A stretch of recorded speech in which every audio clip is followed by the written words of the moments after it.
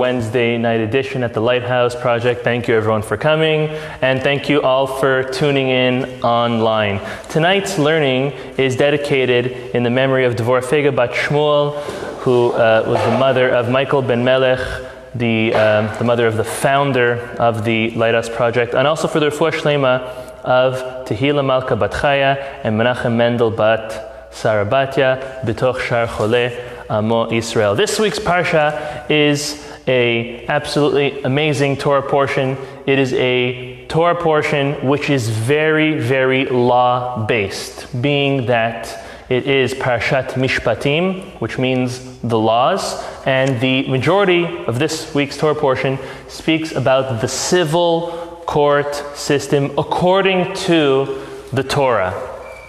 The Torah portion starts by saying, Ve'ele ha-mishpatim, and these are the laws.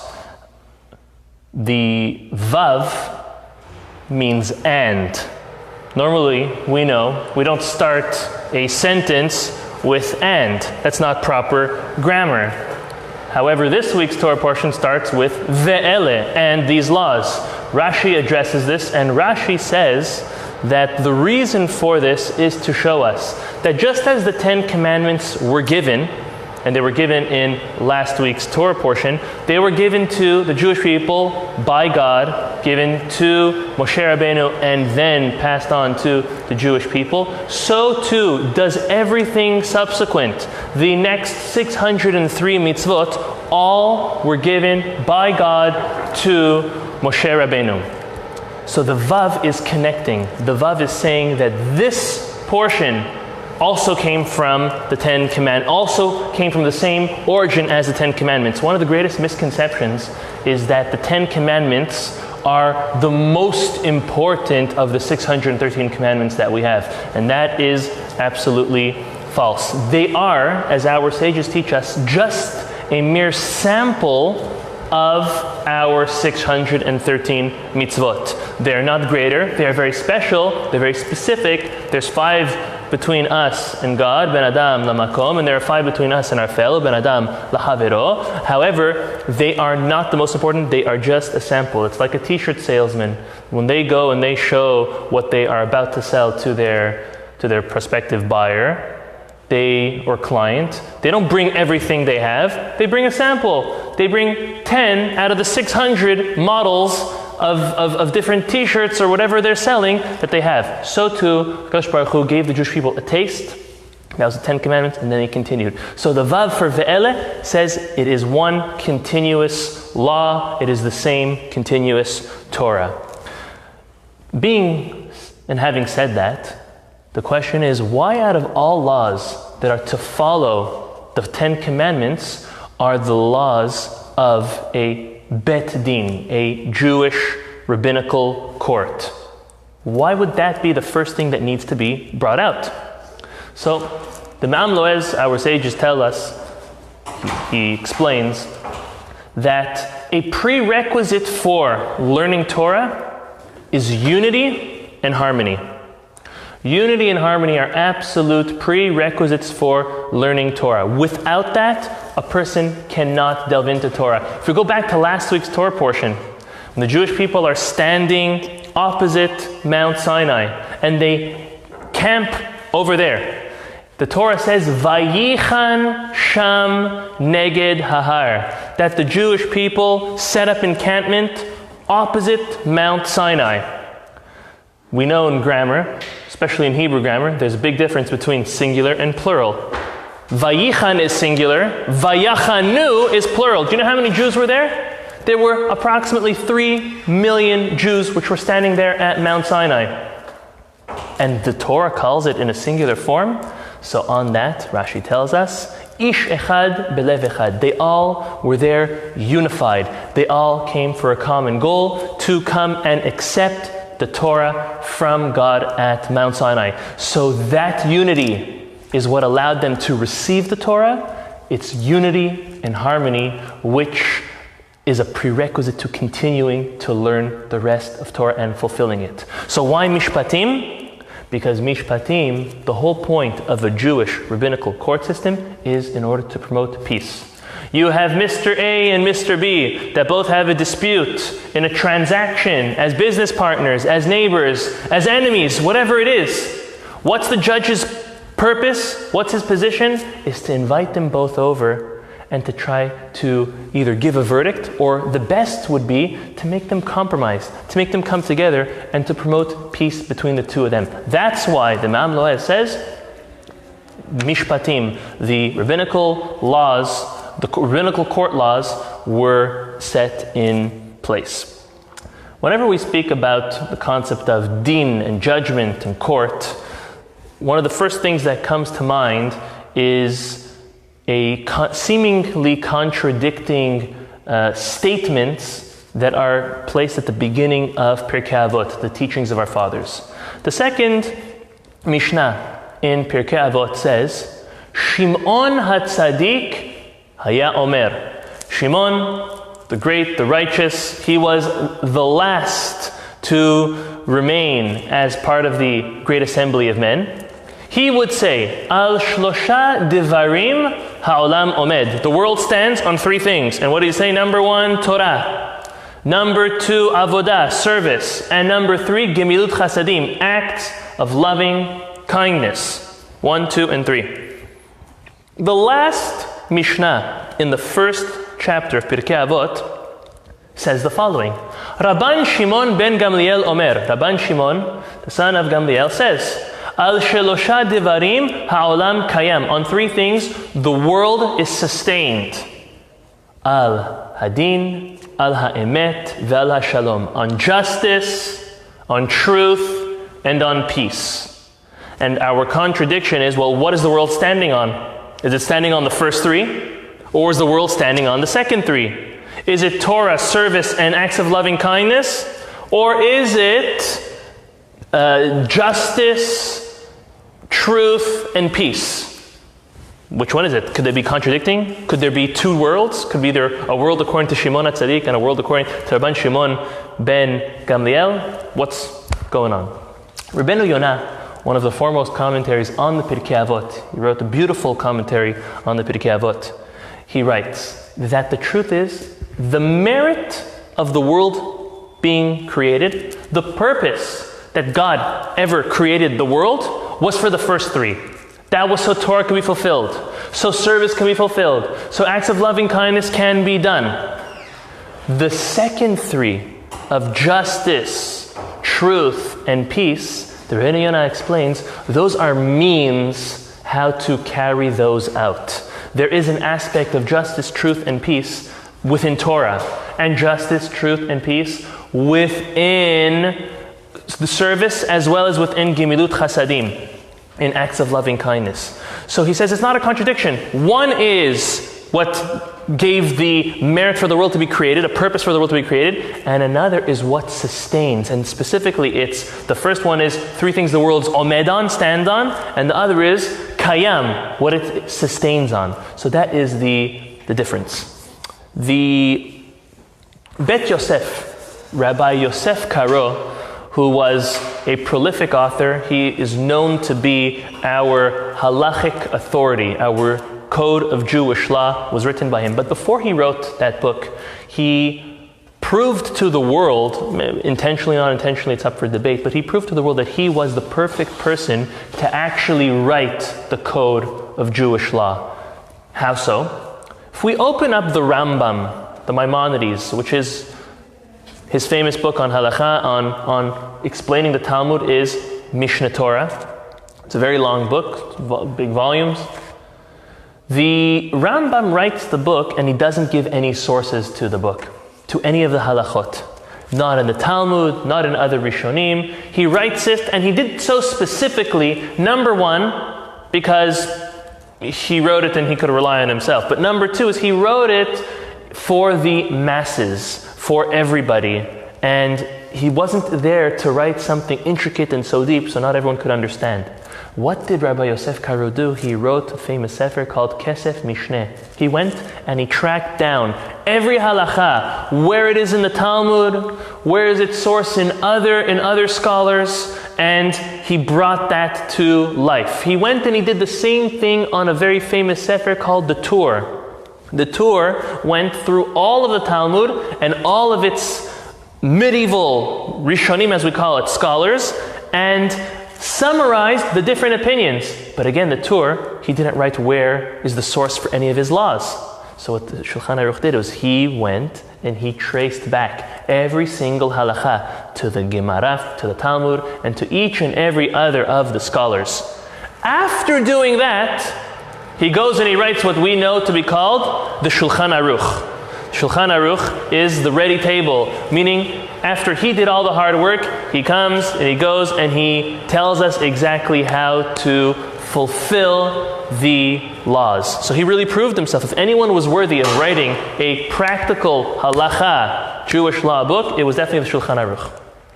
So in the beginning of his Sefer, his book Bet Yosef on the tour, he asks an amazing question. He says, okay, I understand Rabbeinu Yonah. Rabbeinu Yonah says that there's one that gave merit for the world to be created and one for it to sustain the world. But at the end of the day, when I tell you there is 3 rules of thumb, there are 3 major concepts. There's only 3. There's not 3 and 3, or maybe 3 and 3 and 3. It's 3. Just give me the 3, the top 3. How is it that both of these rabbis are saying different things? So listen to his answer. His answer is quite interesting. He says that each of these rabbis said the 3 most important things for the time that they were living in.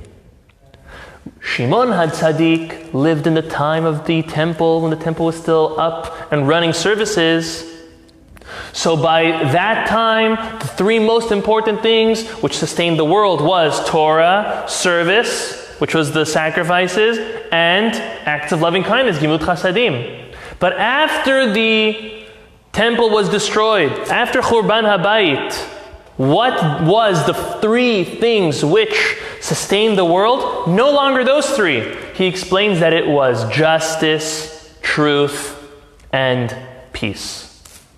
The Zera Shimshon wrote 2 books. First book he wrote earlier on was called the Tiferet Shimshon. Tiferet Shimshon is his commentary on the Pirkei Avot.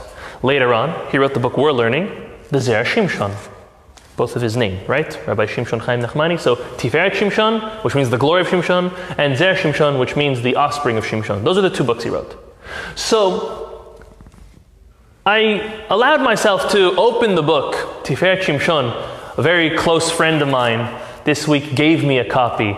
Actually, it is in his merit that we're actually learning the Zera Shimshon here tonight, and we've been doing so for the past 1.5 years. 2 years ago, Parashat Bishalach, he comes to me with a copy in Hebrew, and he says, Rabbi, teach me this. And I said, I never saw this in my life. What do you want me to do with this? I mean, I love Torah, I love learning new things, but I don't know, like what is this? Open, read the Segula, read all the amazing things. I want to hear his Torah. And I open it, and honestly, I'm not really understanding what's being said. It was very deep, very intricate, and I was in the middle of learning something else. I couldn't pay attention. And he kept bugging and nudging, and day in and day out, and week in and week out. We even went on a learning retreat. And the learning retreat's initiative or intention was to learn Talmud. He brings on a Zera Shimshon copy, and he's nudging me, let's learn this. And I'm telling him, my friend, this is not what we came to learn. So it is in his merit, and may God bless him and his family for pushing us and pushing me to learn the Zera Shimshon. So this week, my dear friend brings me the Tiferet Shimshon. And I open it up, and I say it has to be Min HaShamayim. I open it up on this Mishnah in Pirkei Avot. And on this Mishnah Pirkei Avot, the Zera Shimshon brings the Bet Yosef's question and answer. And he says, 1 second. I don't understand. How could it be that when the temple was up, those 3, which were the first 3, Torah, Avoda, and Gimut Chasadim, were the ones to be fulfilled, what afterwards we can't? There's no more Torah, there's no more service, there's no more acts of loving kindness. So he goes on to explain how it exactly changed.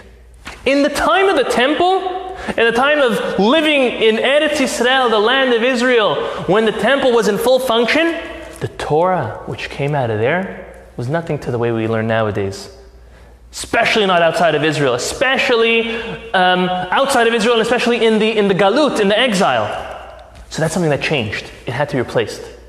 Avodah, the service. Can we compare praying out of a Sidur to bringing a live sacrifice? We cannot. It's different. Now what about Gimilut Chasadim? How did that change? Tiferet Shimshon says something that I never read in my life. Listen to what he says. He says, King Solomon, when he built the temple, he did something special besides for everything else we know. He built it with these two large arches, these gateways. And they were there for a specific reason. The first was there so that every groom, every hatan that got married in the past year would sit there, and any person who was going to the temple would stop on their way and do what? Wish him a mazel tov. The second arch was there for all of the people who were mourners during that past year, and they sat there. And all the people who were put into excommunication and then were released sat there, that when everybody came into the temple, they would console them. They would give them nechama. The Zera Shimshon says, that public forum of acts of loving kindness in that large way that every Jew that went to the temple would either wish a mazel tov or wish their condolences, could never be replicated, could never be done again. And that's how he explains the three changed from being Torah, service, and acts of loving kindness to justice, truth, and peace. He then has another question and he says, well, why was it changed? How does the second three sustain the world? If the second three can sustain the world on their own, well then those should have been mentioned by the first scholar, by Shimon HaTzadik. And now that the first three are gone, so the second three are working on independently, how does that work? He questions and he wants to know. So listen to his answer. He says that when you go with the first opinion, Torah, Avodah, and Gimilut Chasadim, for granted the other three are taken for granted, meaning justice, peace, justice, truth, and peace. That means a level 1 entry is justice, truth, and peace. Upgraded is Torah, Avodah, and Gimilut Chasadim. So now once the upgraded one was removed because the temple was no longer, then we have to fall back and explain the original three. Meaning Shimon HaTzadik agrees to sustain the world, you need the second three. But it was so obvious, he said the better or the newer novelty. But now once that was taken away, we rely on the basic necessities, which is justice, truth, and peace. The Me'am Loez quotes the Bet Yosef again, Rabbi Yosef Karo, and says, if we look at this concept of justice, truth, and peace, which is what we're left with nowadays, what left with to live our lives and to sustain the world, it is actually those three aspects which are most important when it comes to judgment. Meaning, justice, deen, is referring to the judge, the dayan. The judge has to judge honestly. That's number one. Emet, truth, you know who that refers to? To the witnesses. The witnesses have to be noble. They have to be trustworthy. And shalom, peace, is referring to the subjects, to the Baalei Hadin, to the two people coming to the judge and looking for a verdict and looking for an answer. They have to come with intentions of peace. Why do they have to come with intentions of peace? Because what's the whole point of judgment? What's the whole point of going to court? The whole point of going to court and getting a verdict and a judgment is not like we feel nowadays. The reason why we go is to prove I'm right, or to make the money, or for fame, or for that satisfaction of winning. Contrary. Honestly, the reason why people should go to court or go to Bet Din is so that the truth prevails. And you know what? Sometimes we are wrong. Nobody is always right. And you learn that very quickly when you're married. Nobody is always right.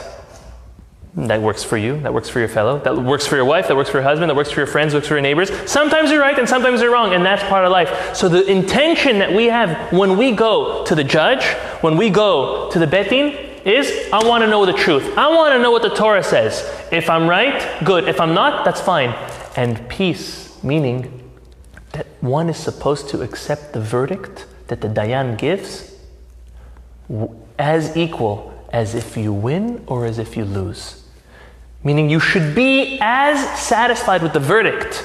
An honest person, this is like a very high level, should be as satisfied with the verdict if you won it or even if you lost. Because if you lost, that means that you were too involved in the case and you probably made a mistake. So that's din shalom, emet v'shalom. It's referring to all three ingredients in a proper judgment.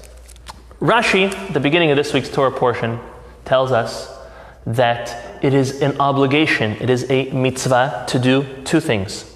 Number one, for a rabbinical court to be set up. So therefore, there's availability for Jews who have an issue to come. But secondly, it is a mitzvah for a Jew, when they have a dispute with another Jew, to turn to the rabbinical court and not to go to the conventional civil court of wherever they live.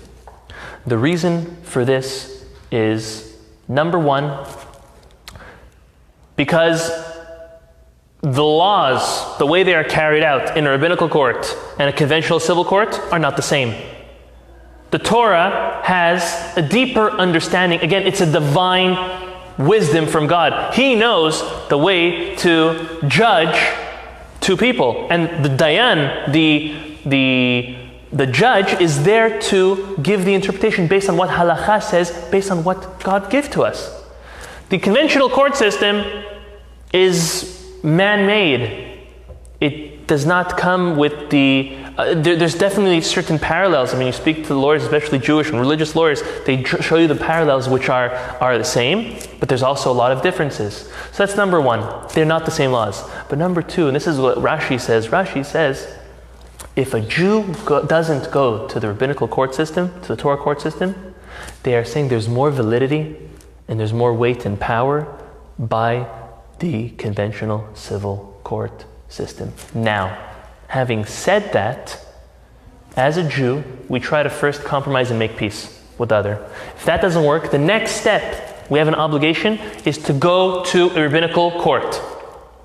If at the rabbinical court things are not able to be worked out, sometimes, and it has happened many times, the rabbinical court says, well, the person who is wrong is not conceding, so we have to escalate it just in order to enforce it, but not to say that they are right and we are not. It's just that the world that we live in, especially in Galut, in exile, is that a rabbinical court system does not actually have the same power to enforce the law. So that's how sometimes Jewish cases end up in civil court. But ideally, we have an obligation to go to a rabbinical court and settle it over there. Mind you, oh, very good. Mind you, if you pay attention to what a judge is really doing, a Jewish judge, rabbinical judge is doing, is they're really just trying to make peace and trying to make a compromise.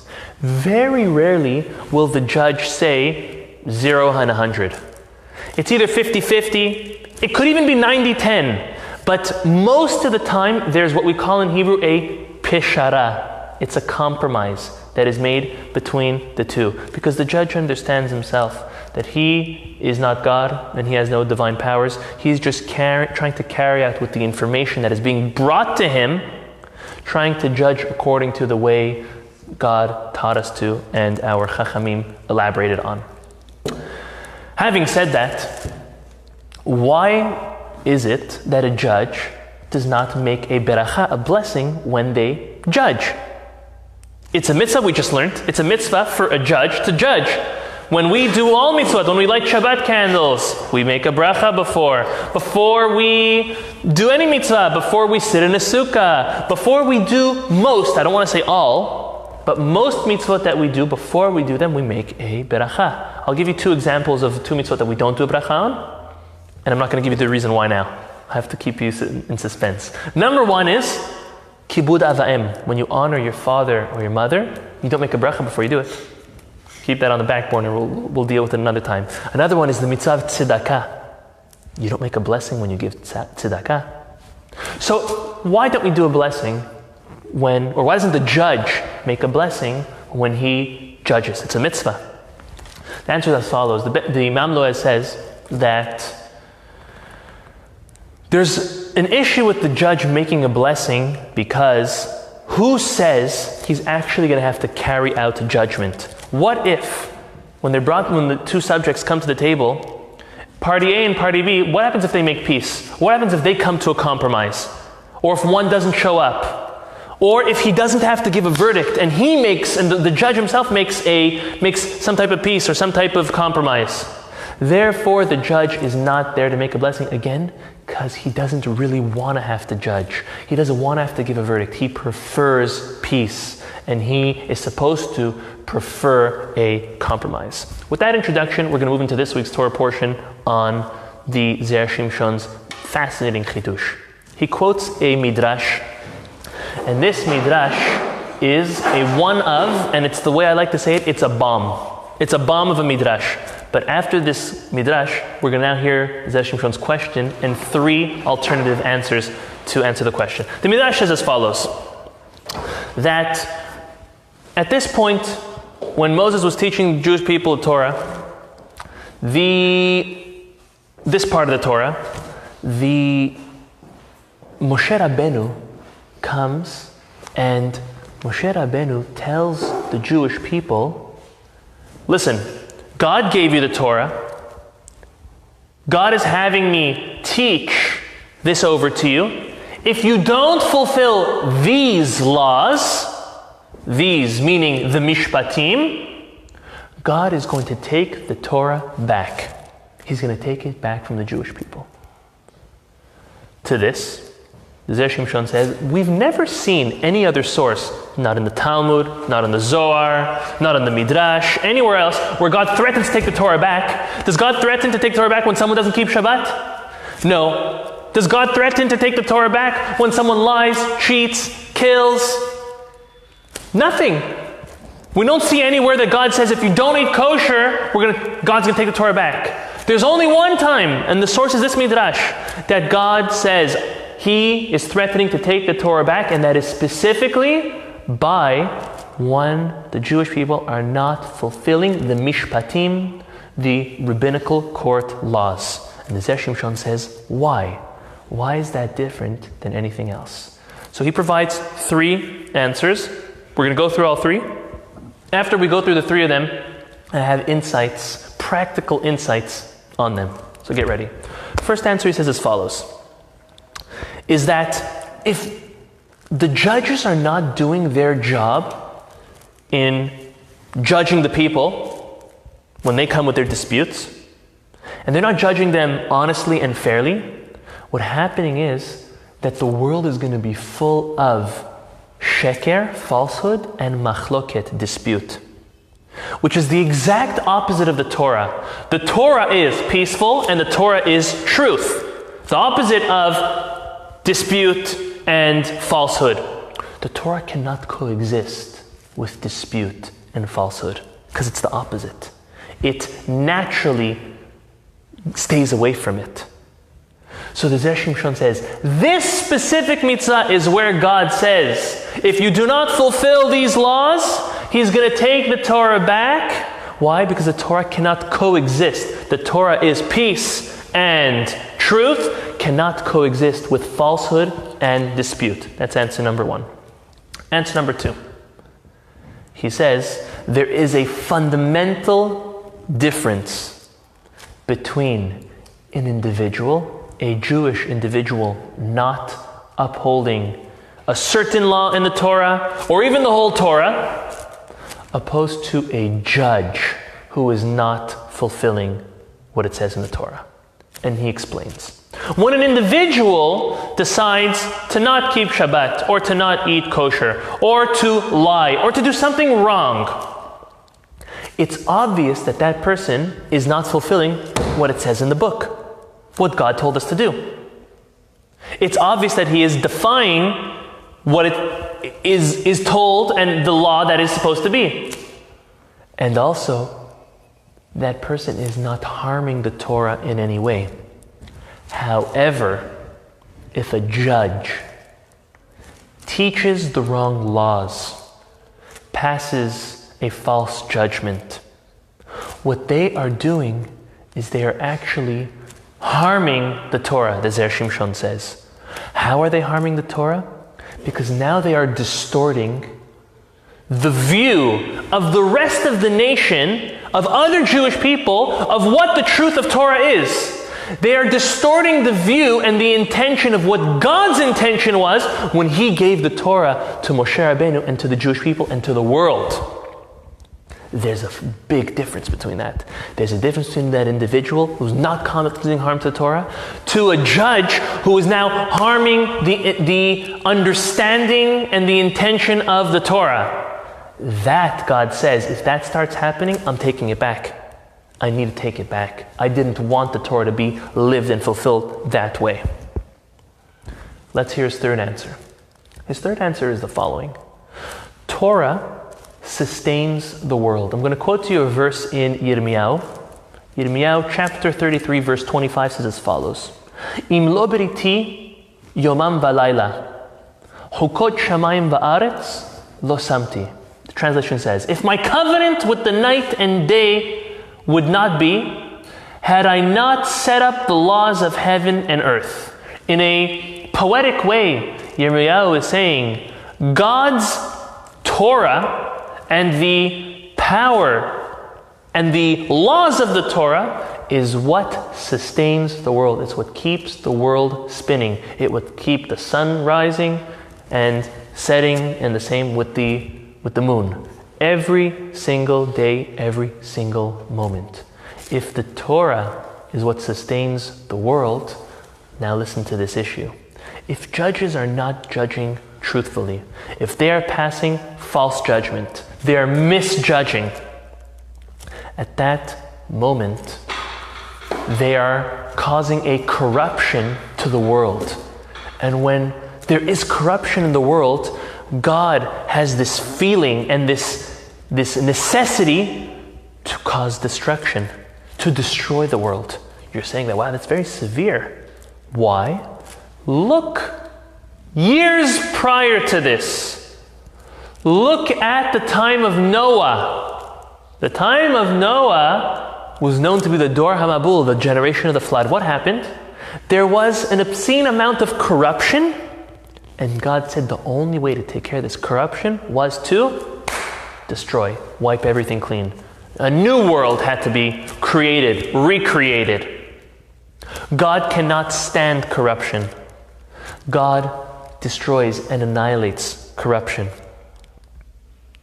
When, now this is how it answers the question, when there's corruption in the judgment, God says, I need to bring destruction to the world. But how can God bring destruction if the Torah is given to the Jewish people and it's sustaining the world?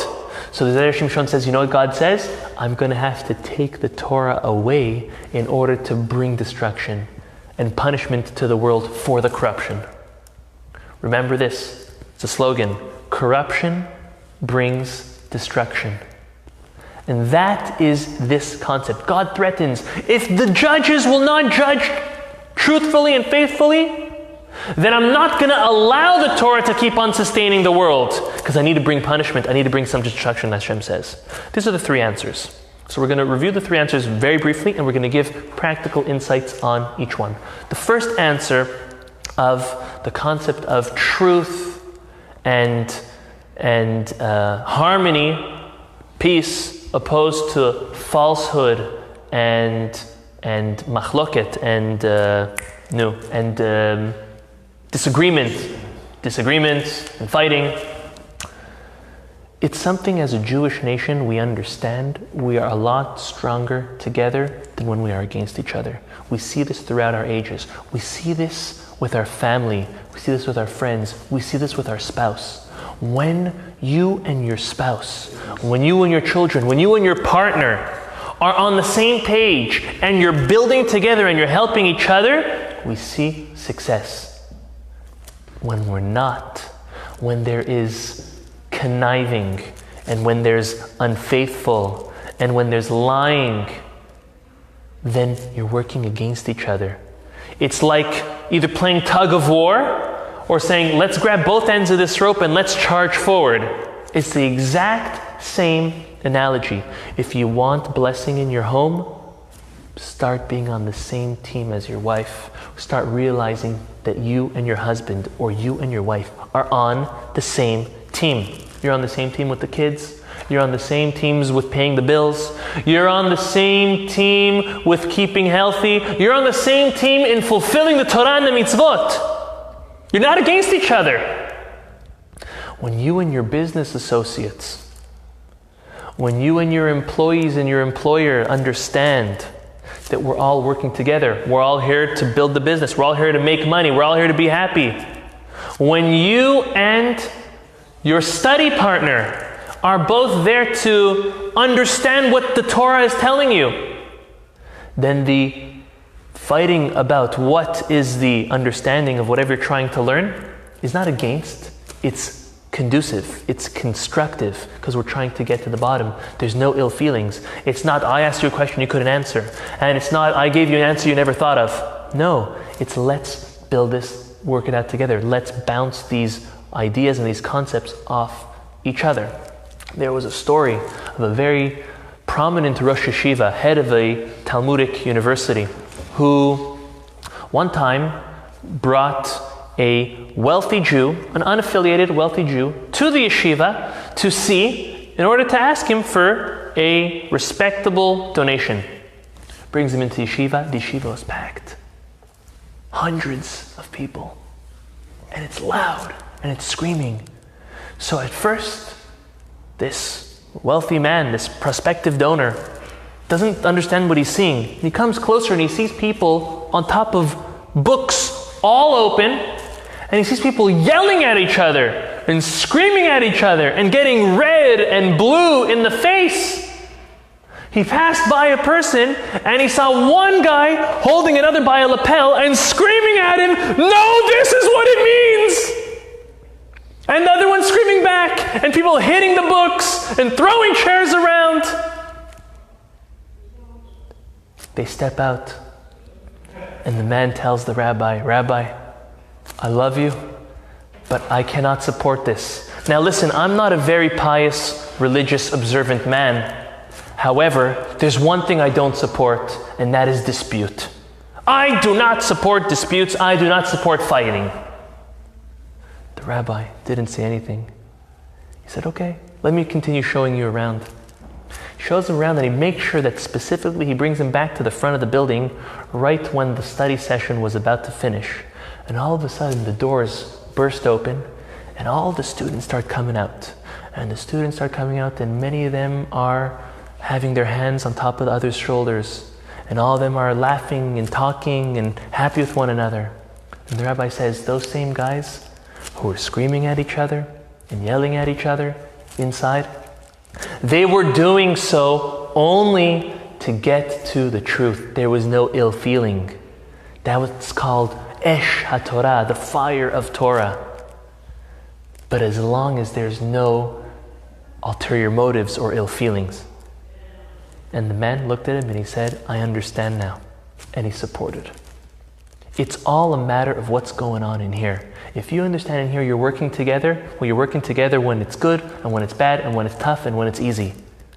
But until you switch on in your mind that your partner, that your spouse, that your friend, that your neighbor, that your child, that you are working together, you will realize to stop working against them. Remember, tug of war. You're either going to be pulling in opposite directions, or you're going to grab onto both sides and charge in one direction and take on the world. That's the first concept. The second answer that Zera Shimshon gave was the dichotomy between an individual, you want to call it a regular Joe, versus a leader, versus a Dayan. That someone in a leadership position has to realize that they are held to a different standard. Like it or not, too bad. Now let's make this practical. The Jewish people are the chosen child to God. We know we're the chosen ones. And because of that comes amazing benefits. However, that comes with a lot of responsibility. There's punishment when things are not carried out the way God intended for it to be. There are global punishments, national punishments specific to the Jews if, as a population, we're not doing the right thing. We're held to a higher standard because we are the chosen child. Within Judaism, those that are more observant compared to those that are less observant. When an observant Jew does something which is not proper, they are judged much more severely by others, by Gentiles and Jews alike. Why? That person has Yetzer Hara, an evil inclination, just like you and I. We're all human. However, when a person starts fulfilling and learning and getting deeper into it, automatically they are being held on a higher pedestal because more is expected of them. Again, whether we like it or not, this is a fact of life. So now that we understand the fact that compared to Gentiles, we are different. We are held at a different standard. Compared to within Judaism, the more religious, the more observant a person is, they're held to different standards by onlookers. What we have to understand is that we have a tremendous power of either building or destroying in the aspect of Kiddush Hashem, sanctifying God's name, or Chilul Hashem.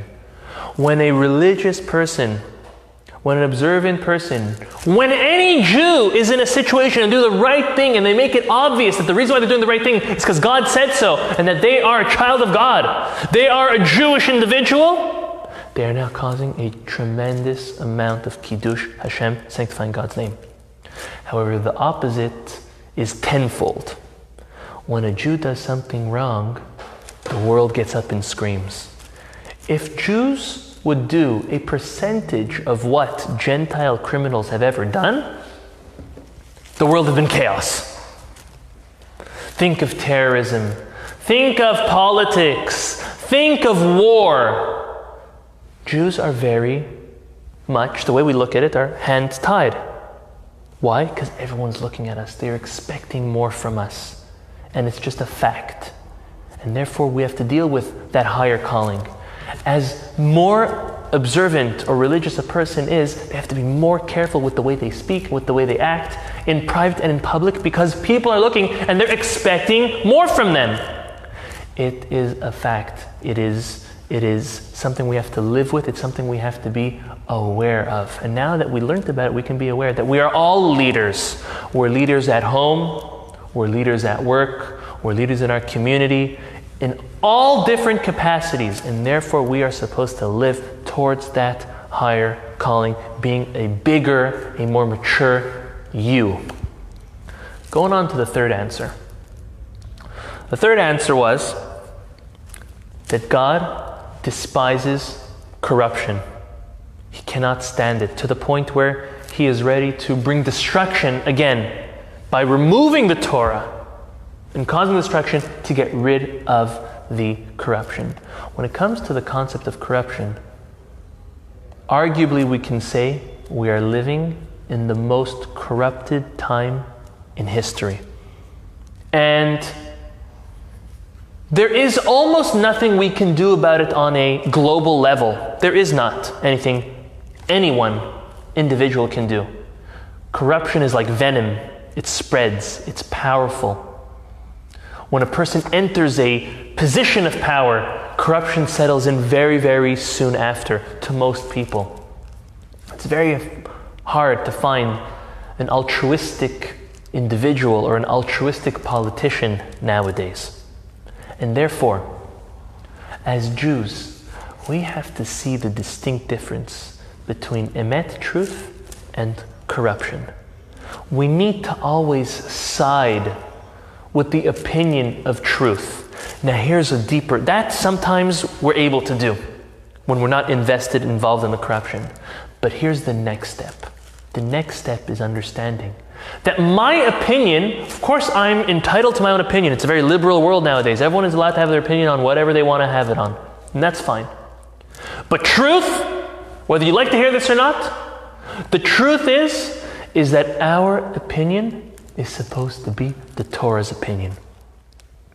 When we side with the side of truth, when we side against the side of corruption, we need to search for the side of God.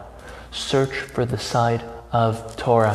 When we have a question, a moral question, when we have a life situation, we are to turn to our Torah and see how did a similar situation take place previously and how can we apply that today. If we remember that God despises corruption and corruption brings on destruction in our own ways, in business, in community, in politics, in family, we will realize that getting close within the circles of corruption brings no blessing, brings no good. I want to move on to another aspect, completely different topic that the Zera Shimshon speaks about this week. But I think this lesson is so powerful that it is even life-changing. Later on in the Torah portion, especially when it comes to judging and the judges, that they're supposed to judge in a truthful and faithful way, the Torah warns us to make sure to treat the convert properly and fairly. I'm going to read you the verse. The verse is in chapter 23, verse 9, and it says as follows, Veger lo tilhatz, and the stranger do not oppress. Ve'atem yedatem et nefesh hager, because you know the soul of the stranger, ki gerim heitem be'eretz Mitzrayim, because you were strangers in a foreign land, in the land of Egypt, and you know how that feels. The Zera Shimshon says this verse is an obligation for us to treat gerim, converts, fairly. Now, when we speak about converts, we have to be very clear to understand it is a convert which converts according to the Torah laws. Nowadays, I do not want to mention any sects of Judaism which convert for many different reasons, and many invalid reasons and Torah laws are not fulfilled. However, what we're talking about is a kosher conversion, a conversion where the individual is sincere. And on the contrary, we accept converts with open arms. It is a mitzvah to accept a convert with open arms only as long as they are 100% truthful and authentic in their reason for conversion. Now, after having said that, the Zera Shimshon says, let's look at this verse. This verse seems to have a superfluous addition in the middle. The verse could have said, do not oppress the stranger because you were a stranger in the land of Egypt. But it didn't say that. It added something in the middle. It says, do not oppress the stranger because you know the soul of the stranger. That's the extra part. For you were strangers in Egypt. The Zera Shimshon asks, what do I need that middle part for? Why do I need to know? Why does the Torah say, for you know and understand the soul of the stranger? Is it now giving us two reasons to why we need to treat a ger properly, a convert properly? Is it the same? What's going on? The Zera Shimshon answers with a piece of Talmud. The Talmud in Masechet Shabbat, page 145, says that when Eve gave Adam the fruit to eat, prior to her eating and giving the fruit to Adam, the snake started messing with her. Started first messing with her mind and telling her, oh, why don't you eat from the tree of knowledge? If you eat from the tree of knowledge, you will be as wise and powerful as God Almighty Himself. What does Eve say? No, I cannot eat it and I cannot touch it. The snake says, cannot touch it? That's not true. That's something your husband added. Okay. what he does is he pushes her on the tree and touches the tree. And the snake goes, "Ha-ha, you're alive.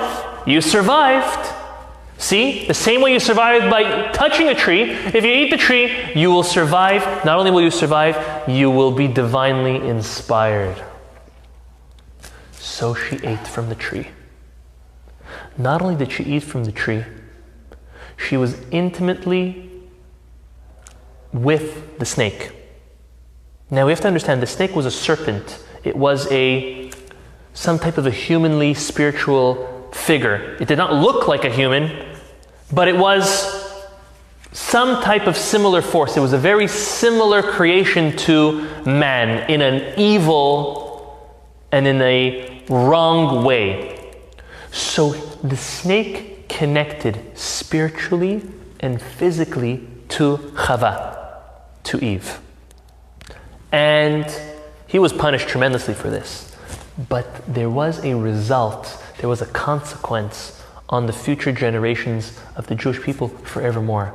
And that was that there is a certain aspect of impurity which was imbued in each and every descendant of Chava from that time because of the snake attaching himself physically and spiritually to Chava.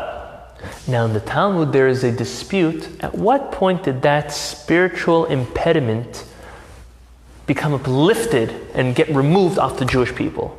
One opinion was by Mount Sinai. By Mount Sinai, all the Jewish souls were there in front of Mount Sinai, and at that moment, God removes that spiritual impediment and blockage and gives the Torah to the Jewish people. The second opinion is no. Really prior to that, when Jacob was reunited with the 12 of his children, with the 12 tribes, he was at that moment, he brought such a spiritual strength to the world that at that moment all of the spiritual blockage from the snake was removed off the Jewish people. Now you have to understand that when the Jewish people stood at Mount Sinai, not only did they all physically stand there, but all the future souls of every Jew to be born all stood at Mount Sinai. There is a website which I'm not saying I approve of it or disapprove of it, but I'm going to mention the website, which I think is one of the greatest names of a website for that function ever created. The website is called Saw You at Sinai, or Met You at Sinai. It's a dating website. It's a Jewish shidduch website. I think it is a fascinating name for that context because every single Jewish soul was there. Not only was every Jewish soul there, but every soul of every convert who was ever going to convert to Judaism, their soul was there too. Fascinating, huh? Now listen to this. Now the Zera Shimshon goes back to answer the question. He says, why is there seemingly two reasons to why we need to treat the ger, treat the convert properly?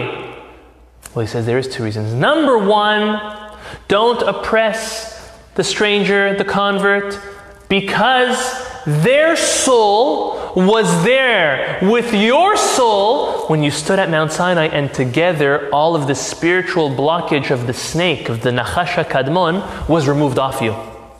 That's number one. And if you want to say that you don't go with that opinion, right? I don't hold by that, Rabbi, right? And if you don't want to go with that opinion that the spiritual blockage came off at Mount Sinai, rather it happened prior the time of Jacob and his 12 tribes, then that's why there's a second reason. The second reason is because no matter what, you can remember that you were a stranger in a foreign land and you know what it feels like to be a stranger in a foreign land. Do not repeat that to someone else. After reading this piece of the Zera Shimshon, I thought of another piece of Talmud in Masechet Shabbat, page 30, which speaks about a prospective convert who comes to Shammai the elder. And he tells Shammai, Shammai, convert me and teach me the whole Torah on one leg. Meaning, Rabbi, you hear this, Rabbi, I have no time, do it quick for me. That's exactly what he did. You know what Shammai did? He was holding a measuring stick and he pushed the convert away. He says, get lost, get out of here. I will not do that. He goes to Hillel. The prospective convert goes to Hillel, the elder, and he says, Hillel, Hillel, convert me to Judaism and teach me the whole Torah on one leg. You know what Hillel says? Hillel says, yes, come my son, let me convert you. And this is the whole Torah on one leg. Get ready? Stand on one leg. This is what it is. Do not do unto others that which you would not want to be done to yourself. And he continues and he says, everything that comes after that is just an explanation to that line. Do not do unto others that which you do not want done to yourself.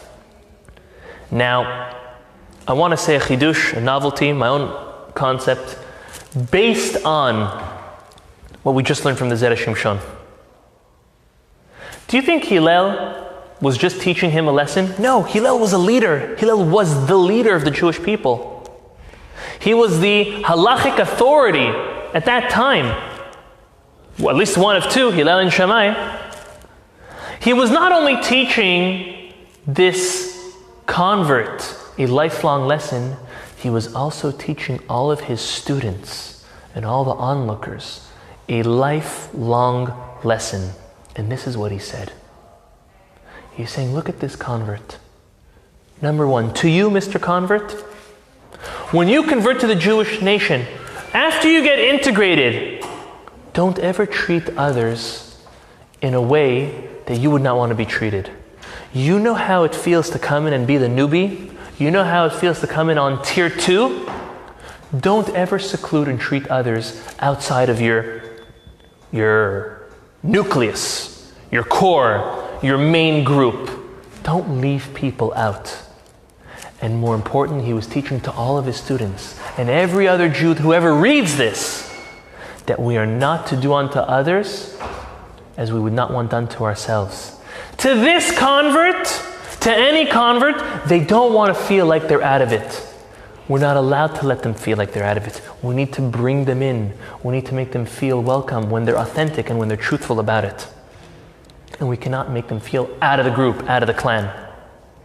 Because how do we feel when we are left out? When we're left out of a group, when we're left out of a party, when we're left out of a conversation? It hurts. It feels bad. Hillel was teaching his students, more than he was teaching this convert, don't do whatever could be done to this convert to anyone else, even in a different forum. And that is a tremendous lesson for us. We know what we've been through in our lives. And we know all the hard times of our lives. We know what we could have needed or could have wanted, and we know what we received.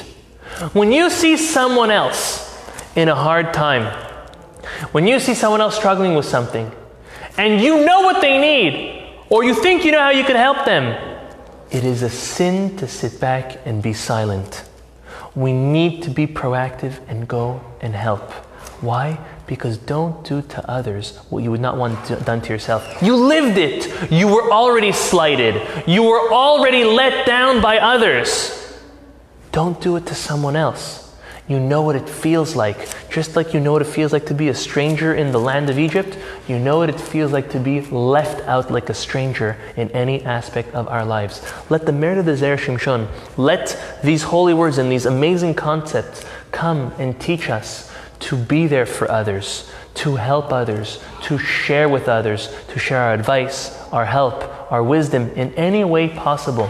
Don't say, well, they'll figure it out. Don't say, well, someone else is going to help. You be the one to help. The truth is everything will work out. God has many messengers for good. But when we step up to the plate and we become that messenger for the good, there's a tremendous amount of blessing and happiness and fulfillment one feels that they were able to help somebody out of something that they either went through or that they have experienced and they know of. May everyone be blessed. May the Zera Shimshon's merit be all upon us. Amen ve'amen.